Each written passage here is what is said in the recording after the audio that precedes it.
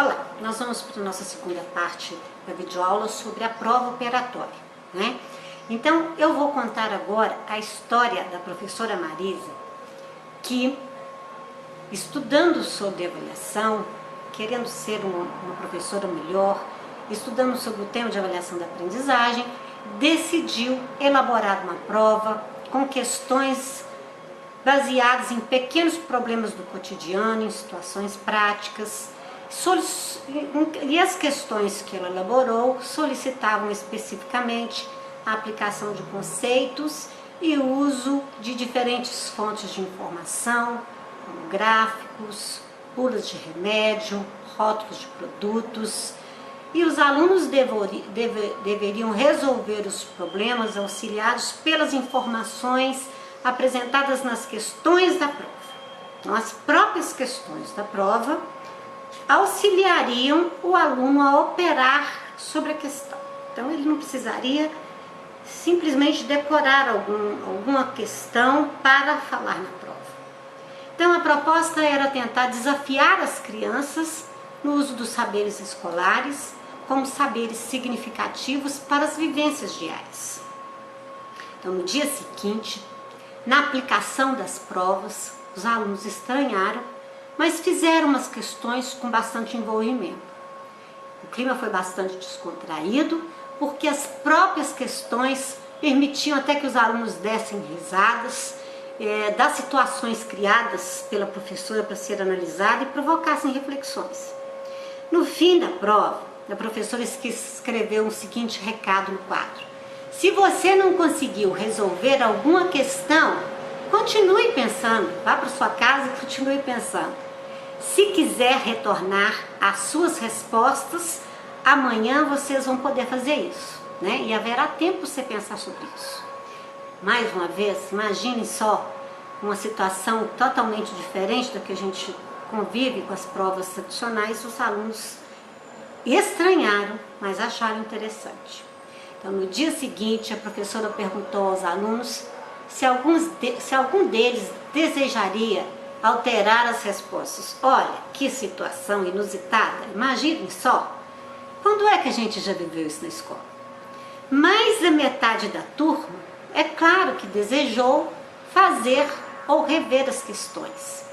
E os alunos que não haviam se interessado anteriormente reclamaram o direito de alterar e a professora não titubeou.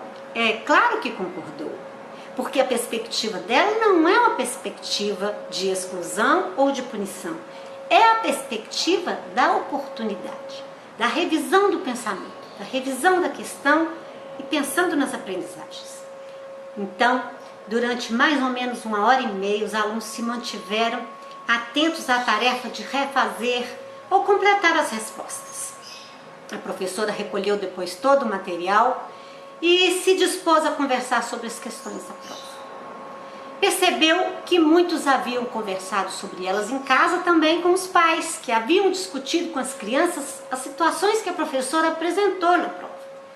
E houve um bom bate-papo com as crianças, permitindo que Marisa tivesse uma noção clara das diferentes abordagens das situações do cotidiano, presentes inclusive na família. Então, a avaliação deixou de ser um momento apenas da sala de aula, transferiu-se para um diálogo familiar e retornou para a sala de aula com novos elementos. Então, depois ela fez a seguinte proposição: vocês gostariam de corrigir a prova para mim? Olha, que coisa, né? Também diferente. Todos levaram outro susto e perguntaram: como assim, professora? Sim, disse ela, eu quero que vocês façam correção junto comigo. Eu redistribuo e vocês vão corrigir as provas uns dos outros. Então ela redistribuiu, né? Mas não a mesma prova, a minha prova para outra criança que deveria corrigir, né? Estamos falando da terceira série.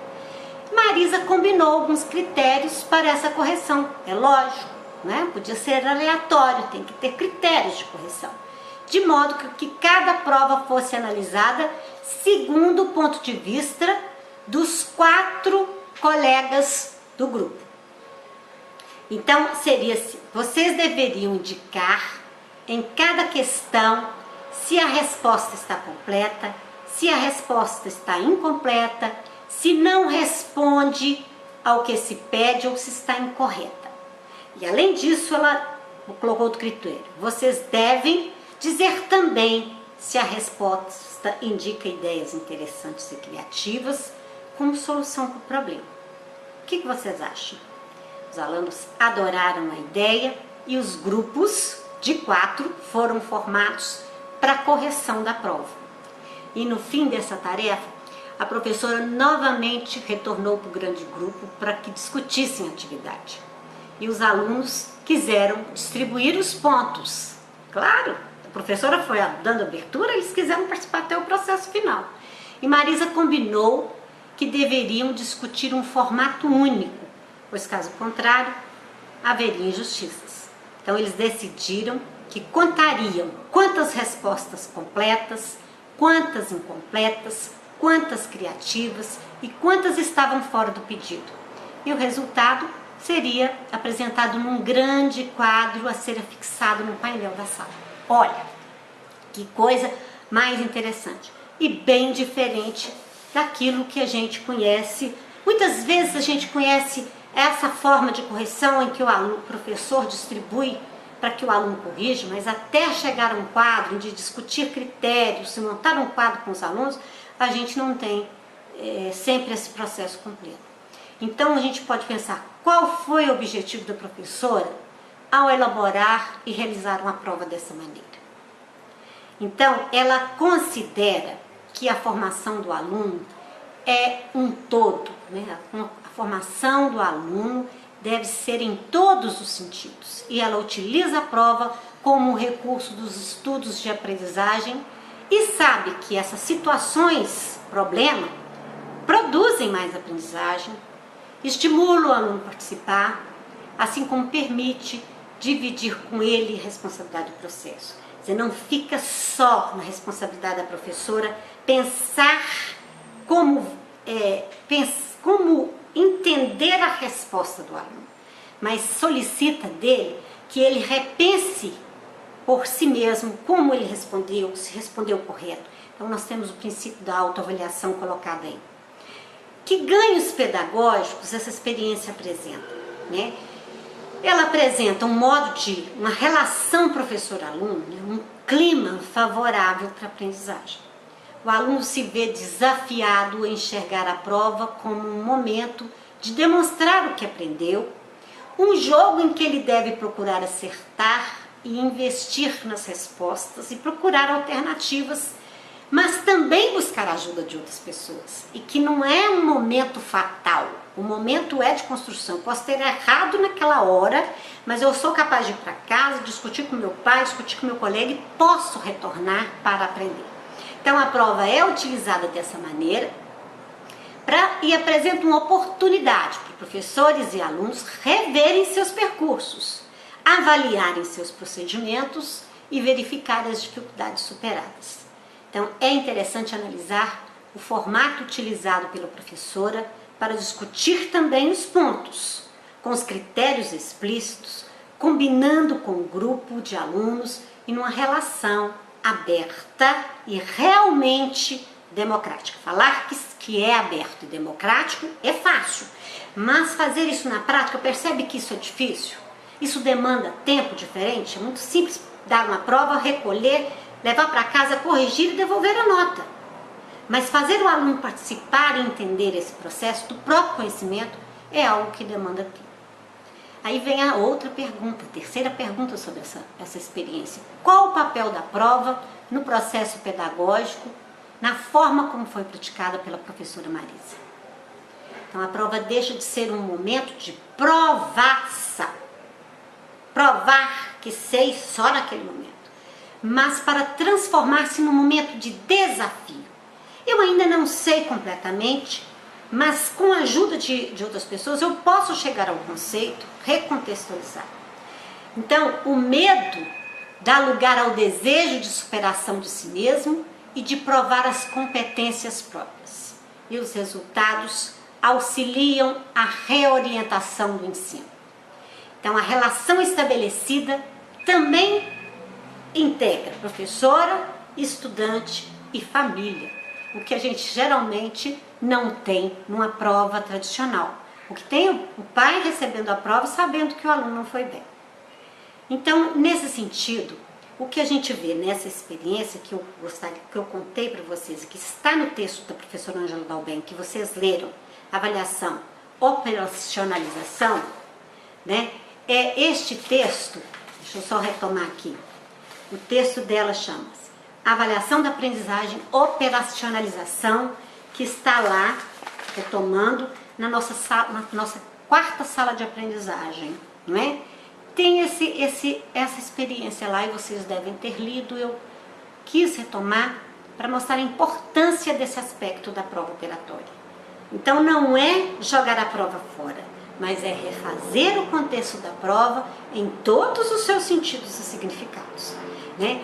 Lendo o texto, o livro, a prova operatória, de Ronca e Terzi, vocês vão ver vários exemplos de questões operatórias que levam o sujeito a operar, que tem nos slides que eu preparei, vou mandar para vocês e solicito que vejam, né, para que entendam que a apresentação de uma situação problema é seguida de uma enunciação e alternativas para análise e interpretação e elaboração das alternativas corretas. Também pensa-se em momento de reflexão e estudo, o compromisso com o desenvolvimento global do pensamento, geralmente é escrito em forma interrogativa, é mais completo, às vezes maior, de maior alcance e exigindo respostas mais elaboradas, com maior composição e combinações. E os problemas são sempre formados por uma ou mais palavras operatórias. Elas indicam a habilidade operatória que se quer observar na resposta do aluno que ele vem a dar. Então, analise, classifique, imagine, suponha, explique, reescreva, descreva, substitua, relacione, sintetize, entre outras questões, né? Então, estes problemas têm que ter uma relação direta e explícita com o conteúdo. Então, é uma relação contextual do conteúdo que está sendo estudado. E sempre que puder, o professor deve lembrar ao aluno quando ele e onde ele foi estudado, tornando explícita sua intenção de orientar o pensamento desse estudante. Então, eu sugiro que vocês leiam as lâminas que vou enviar, o texto que já está disponível para vocês, né? E também pensem que é a atitude do professor que definirá se a elaboração da prova é fácil ou difícil e se ela configurará em uma armadilha para o aluno ou um instrumento relevante para o diagnóstico e orientação da aprendizagem. Pensem nisso, né? Então, resumindo nossa videoaula, o texto principal que a gente toma como referência é o texto de Ronca e Terzi, na proposta do livro A Prova Operatória. E eles defendem que os momentos de avaliação se tornem momentos de aprendizagem. E para isso, a elaboração da prova deve articular múltiplas dimensões. A relação coloquial, a relação aluno-mundo, a relação com o ler e a relação com o escrever. Isso tem detalhamento nas lâminas que vou enviar para vocês, mas vocês deveriam ler mais sobre isso. Esses autores também propõem que a prova operatória compreenda 3 partes. Uma abordando aspectos do tema de um modo mais amplo e aberto, com o objetivo de permitir a expressividade e a espontaneidade da escrita. A outra propiciando o estabelecimento de elos entre a expressividade geral e a resolução de problemas mais específicos, abordando aspectos fatos, dados específicos relativos ao assunto. E por fim, a apresentação para resolução de situações, problemas que envolvem o tema. Então, de uma maneira geral, a avaliação usando o instrumento como a prova operatória, ela apresenta os seguintes aspectos importantes para finalizar essa nossa videoaula. O compromisso em estimular as diversas operações mentais, as múltiplas operações mentais que efetivam o desafio do conhecimento, o conhecimento que emerge numa intensa troca afetiva e a autoimagem do professor como líder do grupo, capaz de movimentar essas estruturas, fazer-se democrático, fazer-se coparticipativo, fazer os alunos participarem. Nesse sentido, as biografias estão aí colocadas. Leiam Ângela Dalben, no texto Avaliação da Aprendizagem Operacionalização, Ronca e Terzi, A Prova Operatória, Contribuições da Psicologia do Desenvolvimento, da editora Instituto Esplan, né? Celso Vasconcelos, Avaliação Escolar, Perversão dos Direitos Humanos, e a minha dissertação de mestrado que está disponível para vocês,